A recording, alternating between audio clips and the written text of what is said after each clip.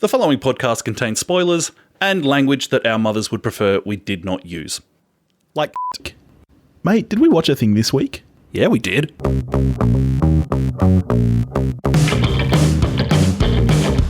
Hello everybody, welcome back. You've got Billy, you've got Topher, and that would make this We Watched a Thing. Is that right, buddy? 100% correct. Excellent.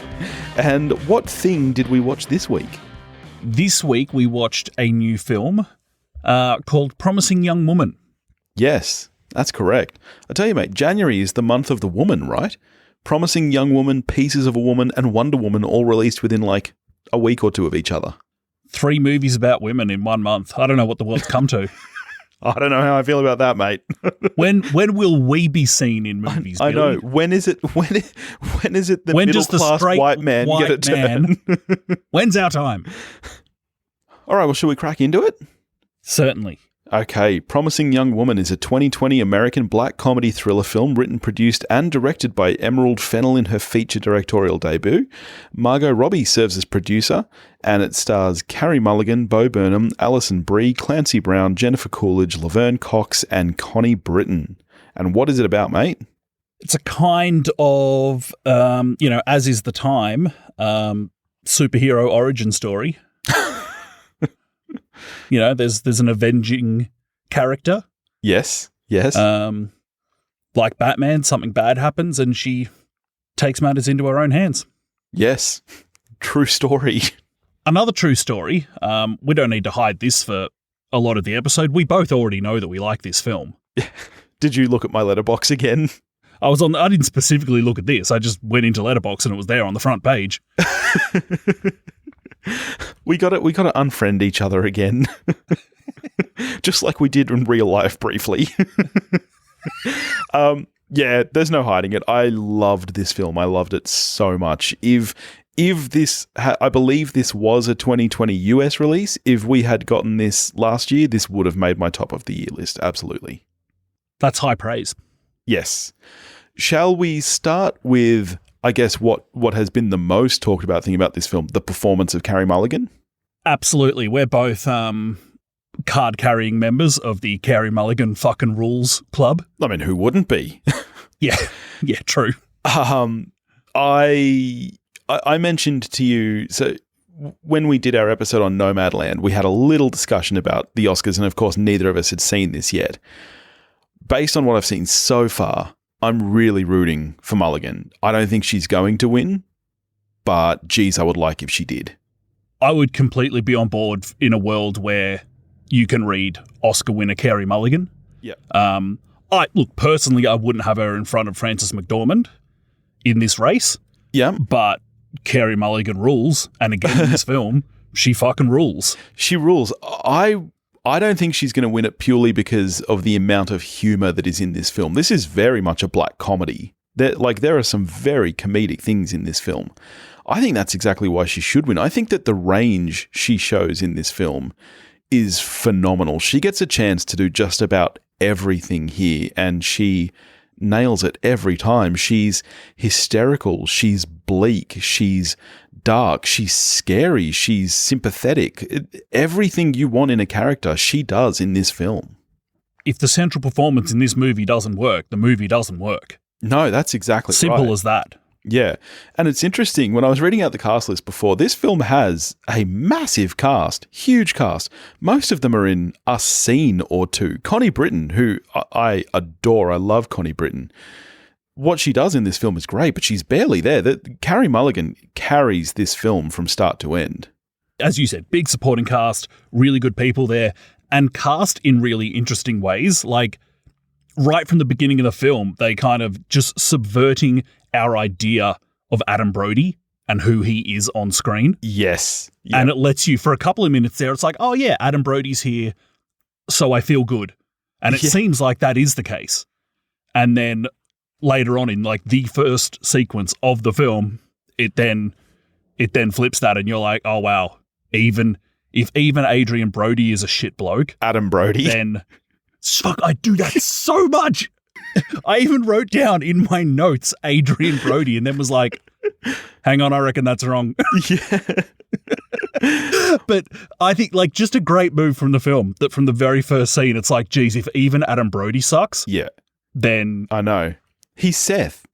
He's Seth, mate. How can Seth be so awful? I don't really understand that, but Oh, you never watched The OC? nah, man, I'm a little bit older than you. I was Dawson's Creek. Oh, mate, I was all up in Dawson's Creek. You're right. You're right, though. That is It's a something horrible sentence. You're right. That is something so brilliant the film does. And obviously that's the point of the film. The message is it could be anyone, and it could even be you. You might a lot of these people genuinely don't think that they're bad guys. You know, like when you get the revelation about Bo Burnham later on, the reason why that shocks you is because not only at that point in the film do we as the audience believe he's a good guy, we genuinely believe that he believes he's a good guy. Mm. And that really is the message of the film, which is what makes all of those casting choices work so exceptionally well. Do you think it's to the film's credit or discredit that by the time it happens with Bo Burnham, you're like, okay, no, this is too good, and we already know that this film set us up for the fact that she can't have nice things? I love the twists and turns that the film takes. Some of them you might see coming, some of them you don't. They do all feel extremely natural to me, though, in the progression of the story. And I was surprised by the Bo Burnham twist to an extent. I mean, I didn't know what his involvement was. I was sure there was going to be some level of involvement there. Yeah, were you surprised by that? Oh, no, not at all. But only because I felt that in the context of the film, that this is just literally, this is too good to be true. Like, there's no way this is going to play out in a happy ending for this guy and this couple. Okay, I mean, we're getting there already. Let's just get straight to the end now. Everyone knows that we have spoilers in this show. If you haven't seen this movie yet, we love it. Go see it. Let's get to the end while we're talking about this. So, you weren't surprised by that. Were you surprised by the final 20 minutes when the thing happens? Yeah, I was. If you'd asked me at the 90-minute mark, how long's the film? Is it about 2 hours? Yeah, it's just a nip under. I think it's about an hour 45. Right. So if you'd asked me half an hour out from the end, do I think that that thing is going to happen? No, I wouldn't have predicted that. By the time we're up to that scene and it happens, yeah, I didn't find it shocking because it was like, well, yeah, it's still a bit surprising because we're just so. If you've grown up watching Western cinema, yeah, you know, the hero wins. You get the happy ending, yeah. And that scene is unflinching as well. Like it is just that one long take of him with the pillow over her face and her and it lingers like that. That it takes shot, a long time. It doesn't cut away, and it's not like there's no gore but it's unflinching in that moment. Yeah, the good thing about it is that it leaves. It's long enough that you sit there going, this is only going one way, but also the longer it goes on, the longer, you know, maybe something could happen. But, but really, no, it won't. She's going to die. Yes. This is it. And then later on, you find out that she knew it was only going to go that one way as well. Yeah, that is bleak. Yes. Yeah. One thing, so, you know, we get the early days in the film, we get the early sequences of her doing her Avenger thing. Yeah. And going home, or being taken home by these guys. I didn't really like it in the second one with the kid from Superbad. Yeah. That she actually like explained the whole thing to the guy. I was like, we know, don't we?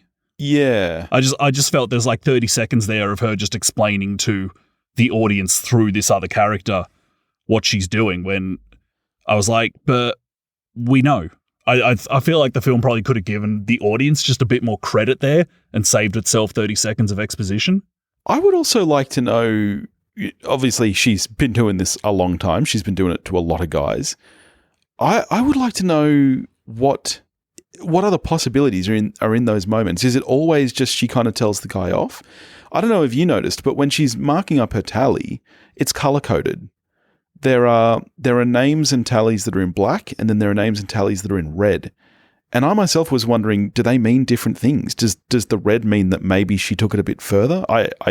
Again, I'm just speculating here. Did you have thoughts like that at all in those moments? Not specifically along those lines, but I did think that I wondered if, with her mindset, was she letting these guys off a bit light? Because it seemed like for the two scenes we see her do this, where she springs the fact that she's actually cold sober on these guys. Yeah. It's like, got ya, and then leaves? Yes, exactly, yes. And from memory, with Adam Brody, we actually don't see the end of that scene so much. So I guess we're kind of left questioning what she did, and then it's, as you said, with Mintz-Plasse with Superbad, we get to see, her tell him off. But I thought the same thing. I thought it did come off like maybe it was a little bit light in regards to the things her character does later. I was just a bit surprised that was the extent of it. And I did wonder if the color coding meant anything, because this book is full of tallies and names. And the first thing I noticed was, the red and the black. And obviously that could just be a stylistic choice. But I was going, as a character, that has to mean more. Did you enjoy there was a We Watched a Thing throwback on TV at one point? Did you enjoy that? Was there? Was she watching Dating the Enemy? Did Guy Pearce pop up or something? Sadly, this film is devoid of Guy Pearce, which is sad for any film. But her parents were watching Night of the Hunter. Ah, I actually did notice that. Yes, I mentioned that. When that happened, I was like, oh, Billy will be beside himself. Greatest film I've ever seen. Yeah, not true. But great casting of her parents, though, with Jennifer Coolidge in that role. Excellent choice. Excellent choice. Stifler's mum. Great use of Jennifer Coolidge. Yes. They do have a bit of fun with it at one point when Bo Burnham makes some remark about her mum being hot. Yeah. Little self-aware moment from the film. Weird watching Clancy Brown be not a murderer in a film. Strange stuff.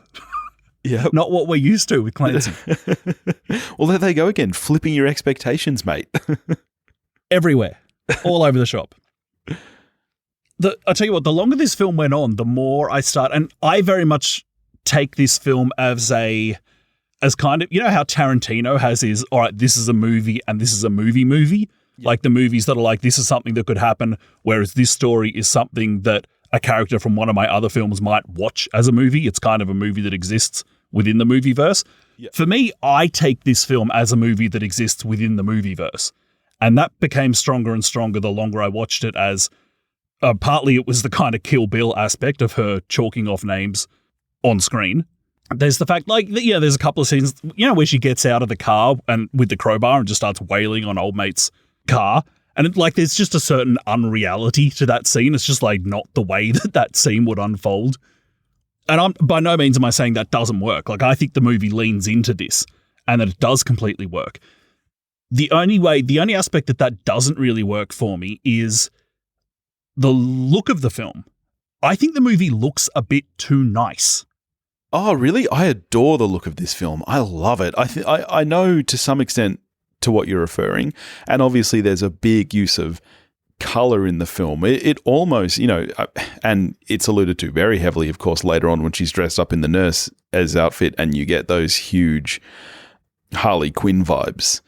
And I think that is leaned into through the entire film. It's very fantastical in its look, and that blends really nicely for me with, the great soundtrack and stuff as well. So I personally loved the look of the film. Yeah, right. So hard disagree with me on everything that happens up until that final sequence, which does have a real look to it. If we think of a recent film that you and I, we're not massive fans of Joker. Yeah. But the look, and I'm not suggesting that The Promising Young Woman should look like Joker, but I think we both thought that the look of Joker did service the film really well. Yeah. I just thought that this movie just was a bit nice looking. And if it was going to be not overly stylized, which is fine, then this is pure personal level stuff, then something more like the kind of almost ultra reality of something like 21 Grams, I think would have worked really well for me. But for the most part, I thought it just kind of had that kind of almost like the Netflix color space lookup table copy paste thing going on, which is to say it's by no means is it a bad looking film. But that's kind of almost the point for me, is that I just thought it was too nice looking. Interesting.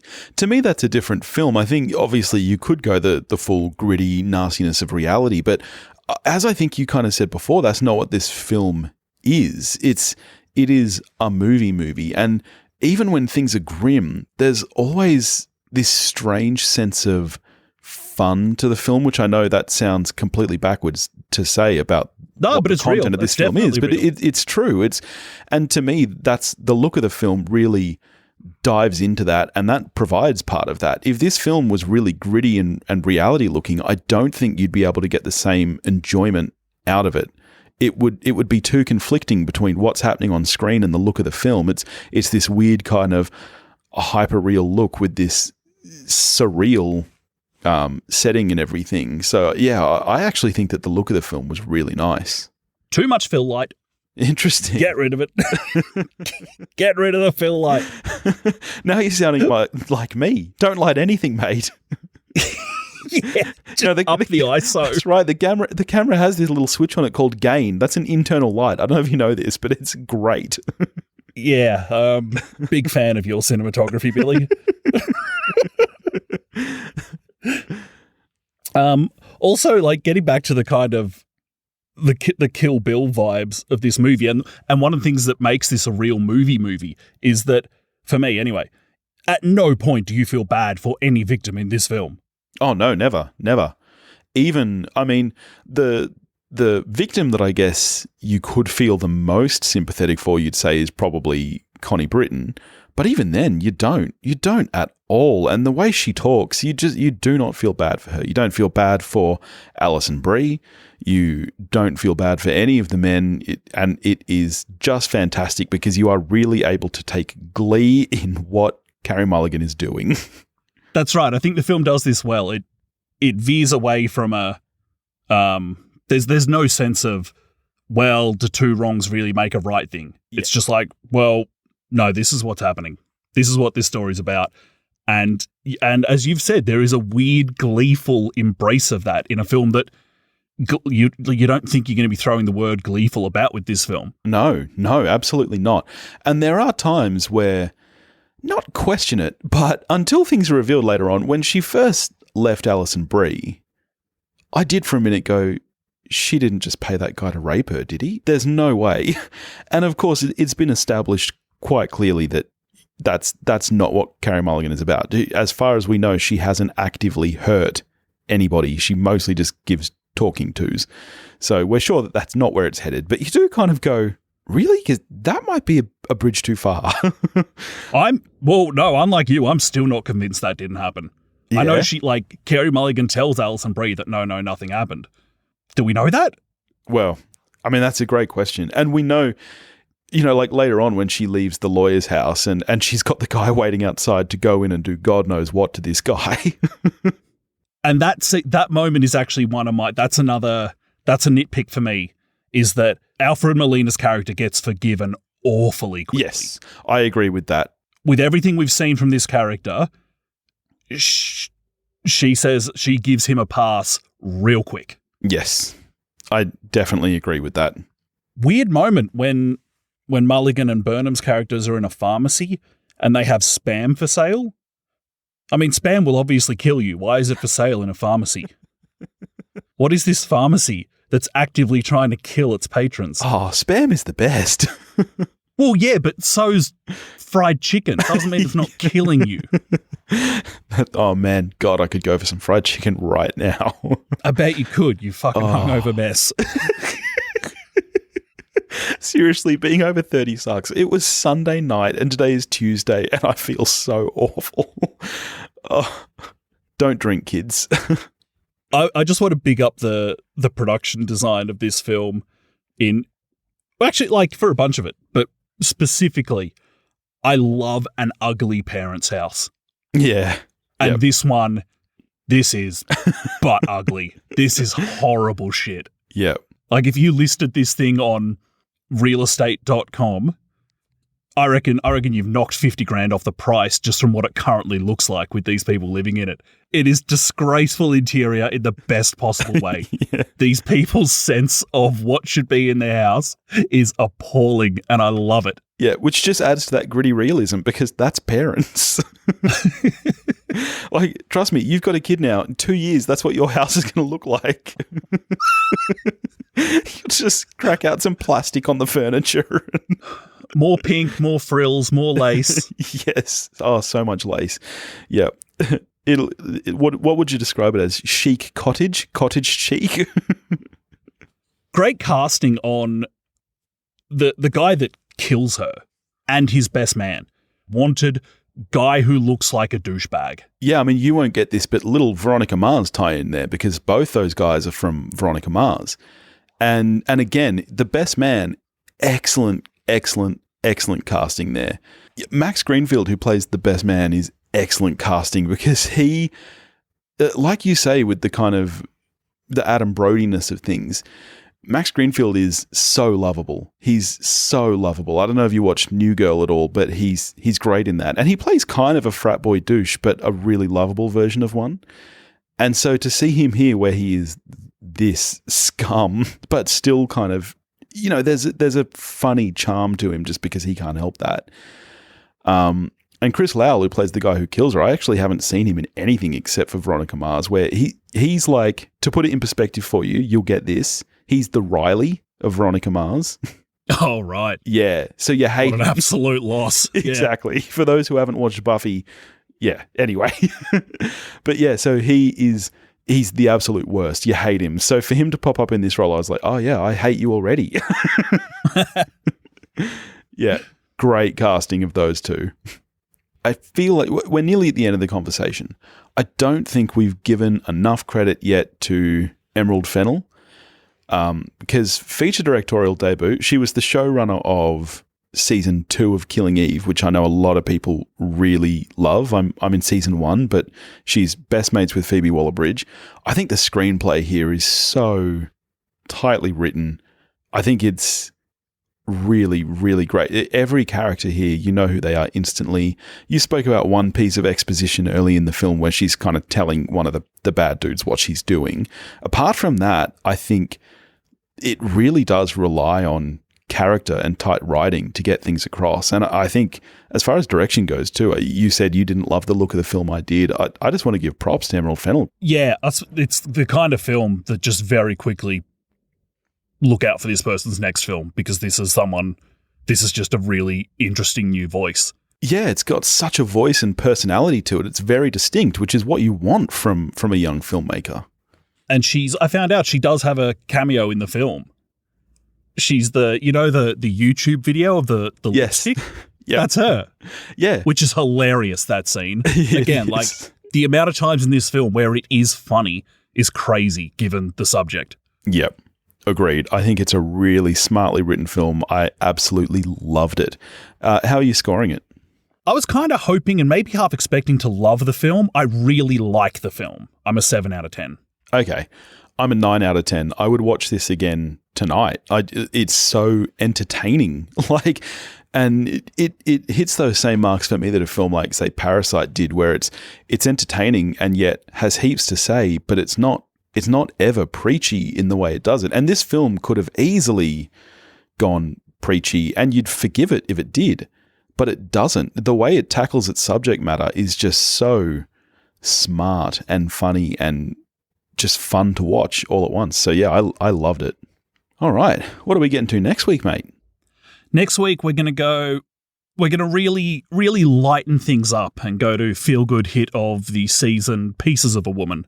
I'm really excited for that as well. And Vanessa Kirby is another one that's come up in the Oscar discussions of late. So I will be curious to see it.